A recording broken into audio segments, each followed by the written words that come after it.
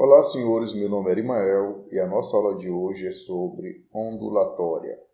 Nesta aula nós vamos falar sobre comprimento de onda, frequência, amplitude e período de uma onda. E o que seria uma onda? A onda, por definição, é qualquer perturbação, pulso, que se propaga em um meio. Exemplo, uma pedra jogada em uma piscina. A fonte provocará ondas na água, pois houve uma perturbação. Então, se você pega uma pedra e joga dentro de uma piscina, por exemplo, aqui nesta figura, essa pedra vai provocar uma perturbação, que seria um pulso, e essa perturbação vai se propagar através deste meio, que seria a água. E isso nós chamamos de onda. Então, onda é qualquer perturbação que se propaga em um meio. Lembrando que o meio pode ser sólido, pode ser líquido, pode ser gasoso, pode ser o vácuo. Tá bom? A onda é somente energia, pois ela só faz a transferência de energia cinética da fonte para o meio. Então, senhores, a onda ela só transporta energia, ela só transporta informação. Então, por exemplo, quando a pedra incide sobre o lago, sobre a água, né, ela está fazendo o quê? Está transferindo energia cinética, né, está transferindo energia para a água. E essa energia, quando incide, né, ela vai se propagando através desses meios que nós chamamos de perturbação. Então, essas perturbações aqui, essas vibrações, nada mais é do que a energia se propagando de um lugar para o outro. Tá bom? Então, não esqueçam que onda não transporta matéria, a onda ela transporta energia.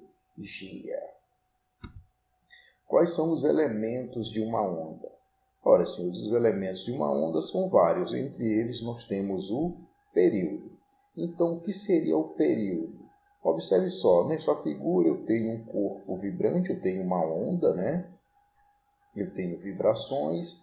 E observe só o que seria período aqui. O período, senhores, nada mais é do que o intervalo de tempo que é necessário para que um ponto vibrante percorrer um ciclo completo. Então, quando o ponto vibrante percorrer um ciclo completo, nós chamamos esse intervalo de tempo de período. Então, por exemplo, aqui você pega um desses pontinhos aqui vermelho e você marca o tempo que ele gasta para sair de um ponto e voltar para o ponto inicial. Então, esse tempo que ele gasta para ir e voltar, nós chamamos de período, representado pela letra T maiúscula. Tá bom? Isso nós chamamos de período da onda. Outra característica, outra grandeza muito importante de uma onda é a frequência da onda. O que seria a frequência? A frequência é o número de ciclos, né? O número de repetições feitos por um ponto vibrante na unidade de tempo. Então, você estabelece qual é a unidade de tempo que você vai utilizar e você pega um desses pontos vibrantes aqui e vê quantas vibrações completas, né, esse ponto vibrante executa nessa unidade de tempo. E aí você tem o quê? Você tem a frequência. Se essa unidade de tempo for o segundo, então a frequência é dada em Hertz, representado pelo símbolo Hz. Por exemplo, quando eu digo que a frequência é igual a 2 Hz, significa dizer que um ponto vibrante, ele em um intervalo de tempo de 1 segundo, né, em uma unidade de tempo de 1 segundo, esse ponto vibrante repetiu essa vibração duas vezes. Se eu digo, por exemplo, que a frequência é igual a 60 Hz, significa dizer que esse ponto vibrante, né, ele repetiu essa vibração em um tempo de 1 segundo 60 vezes. Então, a frequência representada pela letra F é o número de círculos feitos por um ponto vibrante na unidade de tempo. Equação da frequência e período. Senhores, frequência e período, eles possuem uma relação. A gente diz o seguinte, que a frequência é inversamente proporcional ao período, ou o período é inversamente proporcional à frequência.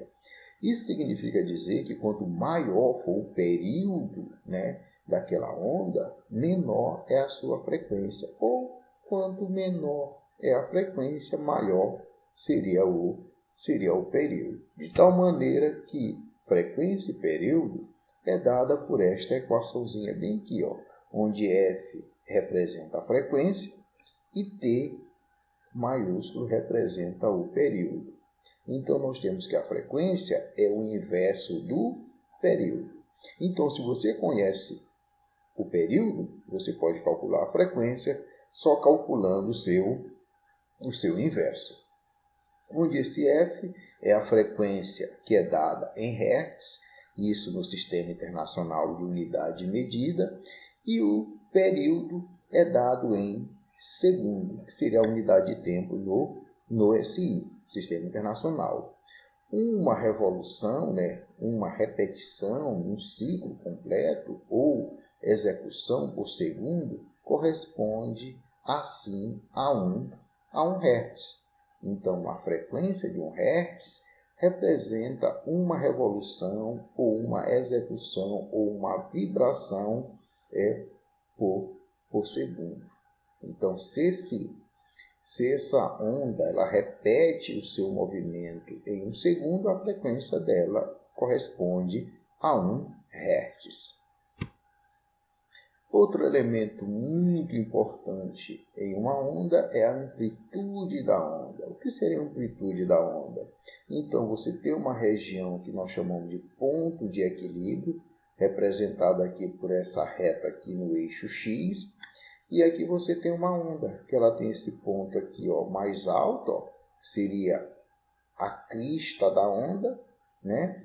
Essa distância, a distância do ponto de equilíbrio aqui, ó, até o ponto mais alto, seria o pico, a crista da onda, nós chamamos isso de amplitude. Ou então, senhores, você tem aqui o ponto mais baixo da onda, seria o vale, nós chamamos de vale, o ponto mais baixo da onda, até o ponto de equilíbrio, essa distância aqui, ó, nós chamamos também de amplitude da onda. Então, o que seria a amplitude da onda representada pela letra A? É a distância de uma crista, que é o ponto mais alto, ou de um vale, que é o ponto mais baixo da onda, ao nível de equilíbrio.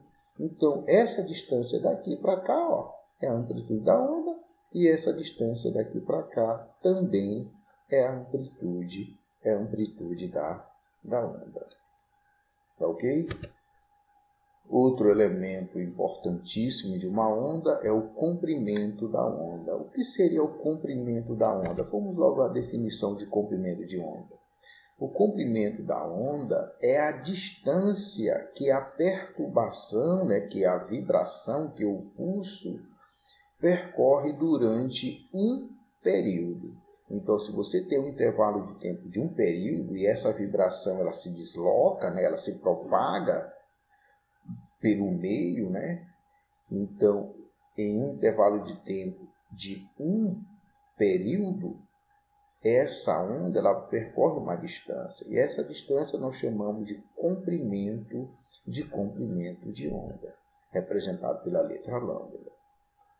Outra forma de você identificar o comprimento da onda é só você pegar, por exemplo, duas distâncias consecutivas, né?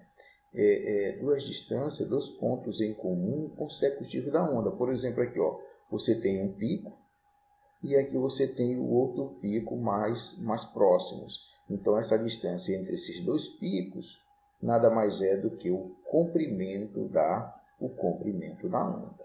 Ou então você tem aqui dois vales, ó, aqui você tem um vale, outro vale correspondente, ó, tá aqui. A distância entre esses dois vales nada mais é do que o comprimento da onda. O comprimento da onda é um elemento muito importante para a gente poder caracterizar uma onda. Se você conhece o comprimento de uma onda, você pode dizer que onda é aquela, tá bom? Qual é a quantidade de energia que essa onda pode transportar baseada simplesmente no seu comprimento. Elementos de uma onda. Ora, sim, eu já falei para vocês que o ponto mais baixo de uma onda nós chamamos de vale e o ponto mais alto de uma onda nós chamamos de crista. E a distância entre dois vales nós chamamos de comprimento da onda. Ou então a distância entre duas cristas ou dois picos também nós chamamos de comprimento da onda. As ondas, senhores, elas podem se somar ou elas podem se subtrair. Quando nós somamos duas ondas, nós dizemos que essas ondas ficaram sobrepostas. Então, nós temos o que nós chamamos de sobreposição de ondas. Ora, quando as ondas se sobrepõem, elas podem ter uma sobreposição construtiva ou então elas podem ter uma sobreposição destrutiva. Essas sobreposições nós chamamos de interferência. Então, uma onda ela pode interferir na outra onda. Como isso é possível? Quando isso é possível, Duas ondas elas podem interferir uma na outra de forma construtiva ou de forma destrutiva. Quando a interferência ela é construtiva, ora, a interferência ela é construtiva em algumas circunstâncias bem específicas. Quando isso é possível? Observe só aqui a figura. De acordo com essa figura, eu tenho uma onda aqui, uma onda 1, e aqui eu tenho uma segunda onda que eu vou chamar de onda 2. Observe que essas duas ondas elas possuem o mesmo comprimento de onda. Elas possuem a mesma frequência e elas estão em fase. Se elas estão em fase, senhores, é porque elas estão na mesma posição. Então, quando você tem ondas que possuem a mesma frequência, ou seja, o mesmo comprimento de onda, e elas estão na mesma posição, elas estão em fase, essas duas ondas elas podem se somar. E nesse caso, você vai ter uma interferência construtiva. Por que construtiva? Porque elas vão aumentar a sua amplitude. Por exemplo, a amplitude dessa onda bem aqui, que eu vou chamar de A1, vai se somar à amplitude dessa outra onda aqui, que eu vou chamar de A2. De tal maneira que a amplitude resultante vai ser quem? Vai ser a soma da amplitude da onda 1 mais a amplitude da onda 2.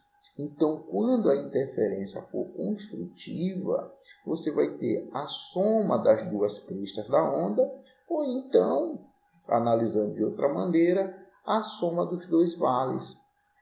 Então, essa nova onda, a onda resultante, que vai resultar da soma dessas duas ondas aqui menores, dessas ondas da onda 1 e da onda 2, a onda resultante vai ter uma amplitude que vai ser a soma da amplitude da onda 1 mais a amplitude da onda 2. Então, a onda resultante vai ser o quê? Vai ter uma amplitude maior, tá bom? Vai ter uma amplitude maior, ou seja, ela vai ter uma maior energia. Já numa interferência destrutiva, o que nós temos? Nós temos ondas que possuem a mesma frequência, só que aqui essas duas ondas, elas não estão em fase, elas estão em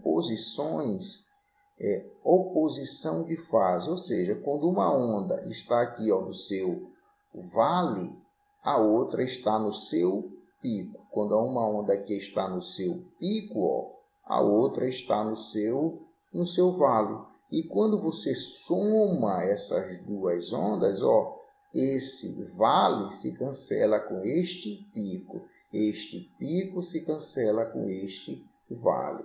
De tal maneira, doutores, que essa onda ela vai sofrer uma interferência destrutiva. Elas vão se destruir. Coloca aí entre aspas, né? Elas vão ter uma interferência destrutiva. Então, na superposição, ocorre uma interferência destrutiva quando as ondas elas estão em oposição de fase. Nesse caso, a amplitude resultante vai ser a amplitude da onda 1 menos a amplitude da onda 2. Preste bastante atenção. As ondas elas podem se somar.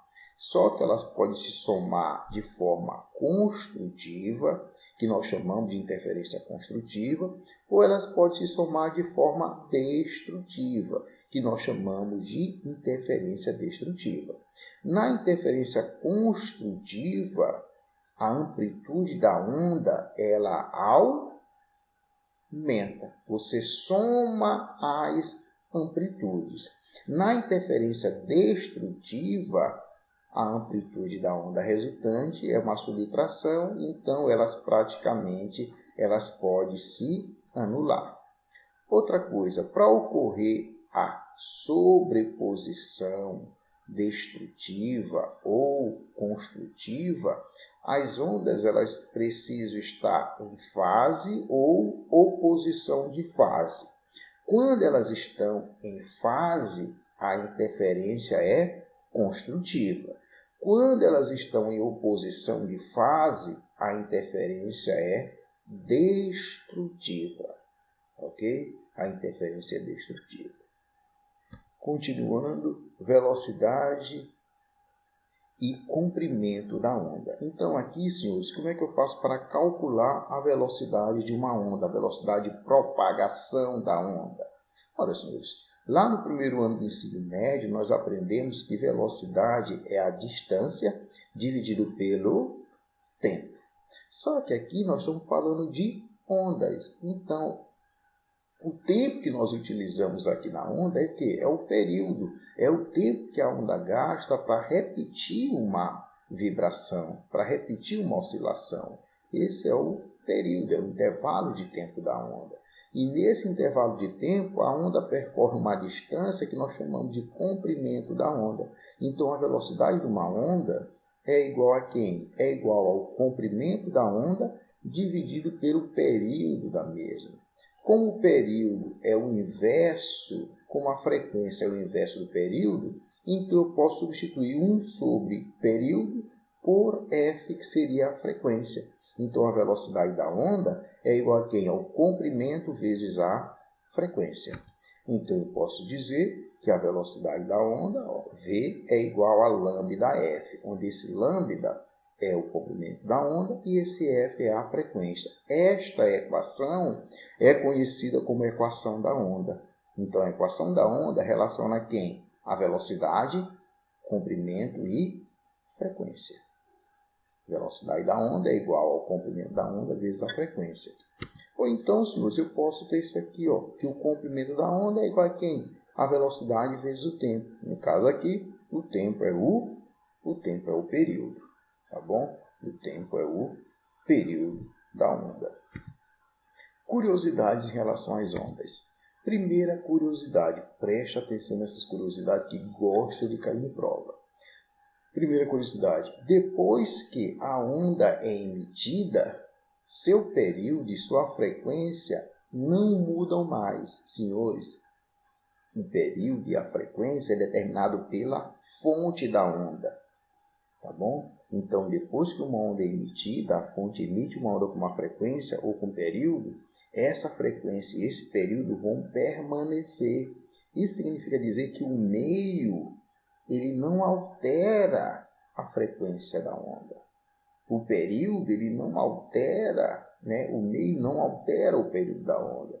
Então, depois que a onda é emitida, o período e a frequência da onda permanece a mesma. Permanecem os mesmos, tá bom? Porque eles não mudam mais. Outra curiosidade, a velocidade de uma onda só depende do meio onde ela está se propagando.